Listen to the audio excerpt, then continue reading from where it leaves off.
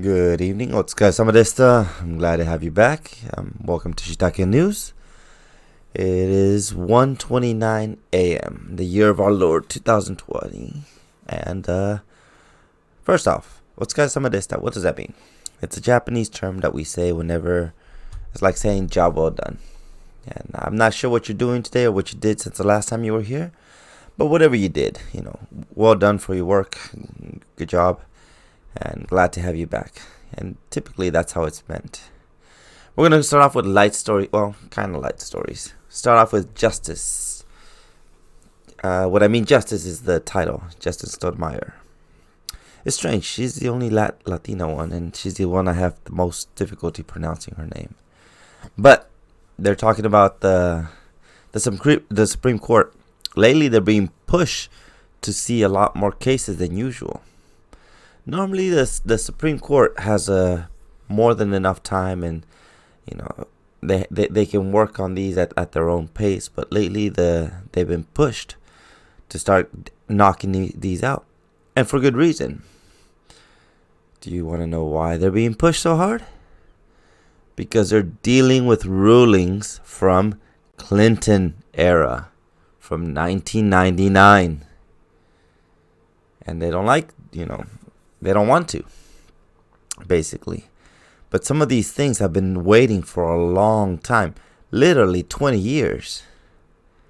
And now the White House is pushing them to, get to it. And they don't like that. They feel like they're burning through too many resources. But the real reason is that it's 5-4 conservative right now. So almost every time she takes a side, Greensburg and Sotomayor, Justice, both of them. Every time they take up their side, they're gonna lose because they were winning for years and years, and now it's switched over to the other side. And not only that, the other side seemed to be really productive in asking them to knock out all these laws.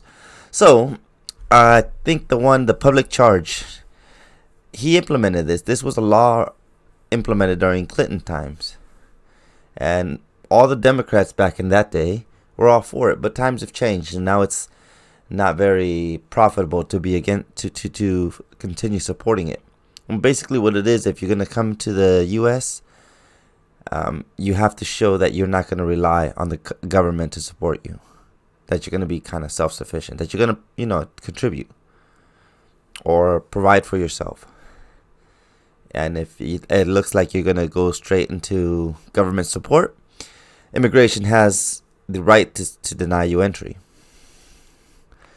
But this ruling happened, the lower court ruled on it years ago, and Trump recently implemented it again, and it went back up saying, this isn't fair or whatever. But the Supreme Court, which is mostly conservative now, said that no, it's absolutely fair. It's okay, and the White House can implement this. Therefore, these two justices are really upset. They feel like it's unjust because they can't get their way. I'm sure there's other reasons for that. I mean, being a justice, that they should all have a pretty balanced view on what's considered fair. But their job is to translate some of the laws and make sure they're implemented the way they're supposed to be, or whatever implementation is being done is in accordance with what the law was meant to do. So they're upset that it's not being implemented the way they want it to be implemented. It happens, though. Trump got two picks, so he tipped the scales towards the other side. Hopefully everybody stays healthy, and the reason we say that is Greensburg's getting kind of long in the tooth, but we still hope she stays healthy. She's a good fighter. She's fought for years and years. She's fought since she first got there. So we wish her health, but odds are if Trump gets reelected, he'll probably get one more or two more. Since Clarence Thomas, which I really admire, might be stepping. He's a Republican, though. He's on the right, but he might be stepping down. He's 85, I believe. 86, maybe. He's up there. But we'll see how things play out. Trump is upset. He says, if you have a political bias or if you have a negative opinion towards, other than what's fair and unfair, you should recluse yourself, which means you shouldn't involve yourself in the cases or in the proceedings, which they probably, it doesn't really matter if they do or don't, but they still want to have their voices heard. Seems odd that a Supreme Court justice is attacking the president. Can't think of many times that happened, but here we are. They don't have any other option of what to do. So they just screech and scream until somebody gives them attention. Unwarranted at this point. But we'll leave it at that. The Dems. I watched the debate, parts of it. It was rough. I'm glad they're finally bearing teeth and they're going at each other as hard as they can. They should have done this from the get-go. They probably would have had better candidates. Some of these cats up there, they're terrible. Like, there's a lot of bad statistics out there that either they're not verified or they're completely wrong. I believe Biden said that like 150 million people have been killed by guns, by a lack of gun regulation, and that's 150 million. It's almost half the population, a little less than half the population being wiped out. It seems a little bit extreme. But these are the kind of gaps that just become normal, and it just seems like these guys are supposed to be the cream of the crop, and they're such buffoons. Bernie keeps supporting Cuba, and even though he's being booed on stage, he keeps doing it. He's like, yeah, of course, the billionaires. Bloomberg nailed him a few times, talking about the Russians are supporting Bernie because that guarantees a Trump win, which is in the end what Russia wants. So there's a lot of Russian talk, but none of the Russian theories have ever pulled through. Even the investigation with Mueller bared no fruit. There was nothing there. The amount of money that the influence those people had, the chats and the social profiles, they had very little sway in the election. Like, very little. It's not like they hacked it and started tallying up on one side or the other. It's just, they were just trying to sort discourse. And it didn't bear any fruit. And there was no, they invested like 50 grand. It wasn't much.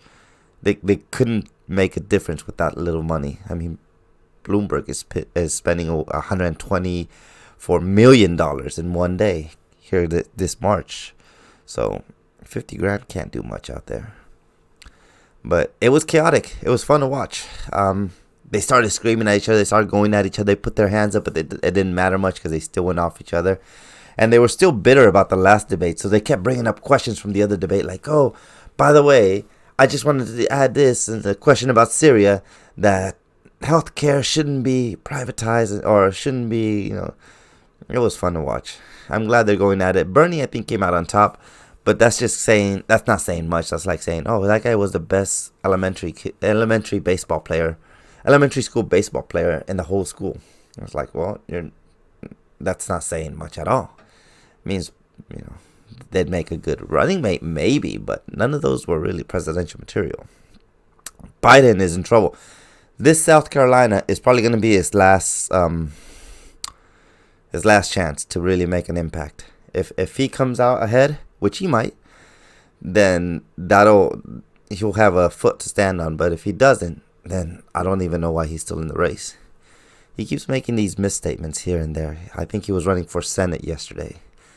It's just how he's been doing. I think he's past that, past the age of being competent. But who knows? Him and Bernie both will not release their medical records. Even McCain released about 1,000 pages of medical records or medical history and this and that. But both of these will not, for a few reasons. If from statistics or from what I've read about the procedures that went on Bernie, odds are he has another heart attack is like 30%. There's like a 30 to 50% that he'll have a second heart attack or another heart attack after the last one. That's just the nature of the game. Once you have this procedure, odds are that there's another one coming. So I'm sure Bernie doesn't want to air that out. Especially he's a front runner right now, for sure. And Biden has so many things wrong. They're not even giving a glimpse of what could how he's feeling. So these people are, I can't believe they're the cream of the crop. Out of all the Democrats, there's so many of them. They couldn't choose anyone better. I don't know. We'll see. And then Pete Buttigieg is already making excuses. He's talking. He's actually blaming the black voters. They don't appreciate the fact that he's gay, or they're wary of a gay candidate. And he's been coming up with excuses every time he has a loss. It's never been like, oh, it was a good fight. We didn't have a good ground game here. We didn't invest enough or whatever. But it's been like they're making excuses why they're not being elected. And they're not being elected because these guys are not very good. Plus, they're almost broke. Everyone aside from Bloomberg, Biden, and not even Biden, Bloomberg and Bernie. Bloomberg's using his own cash, so he has plenty to spend. And then Bernie still has some money. I think he has like 15, 16 grand. And I think Biden has 15, 16 million. And I think Biden has about 10 million. They still have some money to burn. But everybody else, some of them are tapping into loans. They're running out of cash. And this is it's so early. I mean, it's the Democratic primary. I can't believe how much money they burned through. So he won, but he didn't come out unscathed. It's like he won the fight, but he lost an arm and a leg. That's kind of how I see it. He's not ready, and this is still the minors compared to going up against Trump, who's really not going to hold back. We'll leave it at that. No, but everybody who watched it, even the more liberal news outlets, trashed this. They said it was garbage. The policies, the ideas, everything was either there was no plan behind it, or it's just idiotic to begin with. They keep praising Denmark as the country they want to follow, but even Denmark didn't get away with private health insurance. But we'll see what else. A lot of things could happen. Hopefully they all stay healthy. That's the main focus here. But we'll see what comes out of the next caucus. Should be fun. South Carolina, keep an eye on it. And last but not least, COVID updates. I put a picture here of what San Francisco looks like right effing now. This is San Francisco. Before calling for a state of emergency. They're a shithole. And I've been to San Francisco. I was there in August, I think. It's dirty. It's filthy. They have problems with poop everywhere. There's a lot of things the police cannot enforce.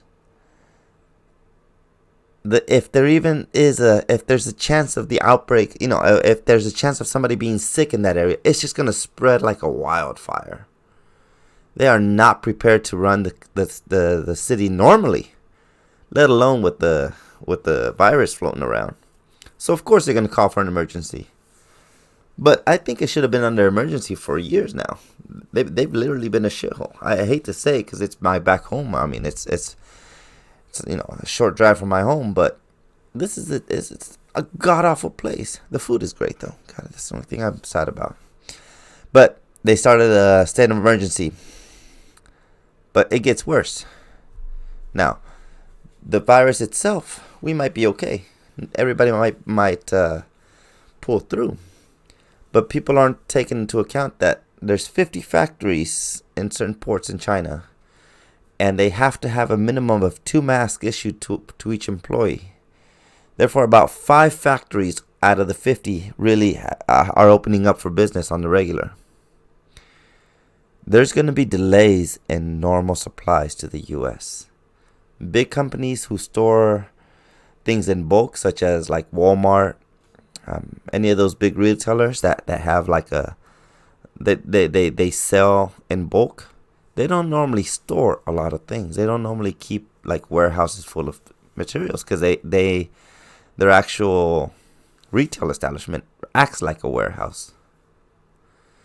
So they don't have anything kept aside, so when the suppliers are delayed, which they are 4 weeks, that they can just dip into. You'll start seeing shows having empty spaces probably sometime in March. When that happens, people are going to react. It's going to be kind of a knee-jerk reaction or a slap in the face. And I don't know how they're going to react. Get your supplies while you can.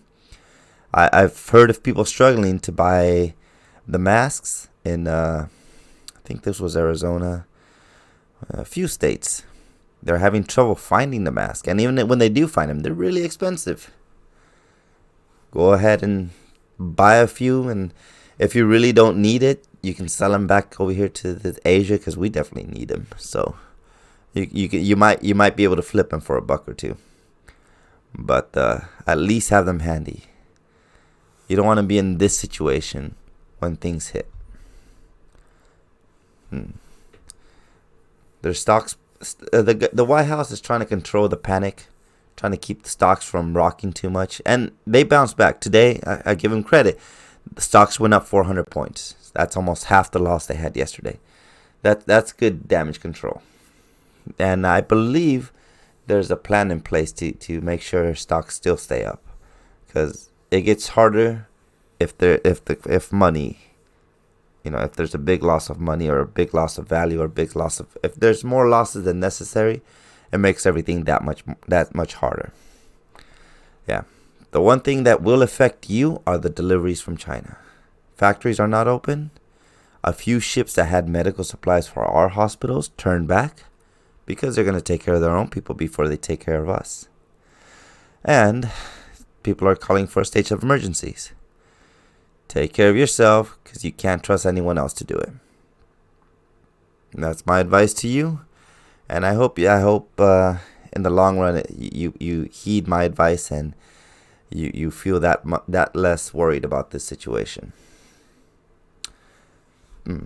Normally, when a virus is spread, or when there's a virus, it doesn't last as long as this one does. This one lasts almost a week. Like if you sneeze or you something gets soaked, or there's saliva or something, fluid is spread around.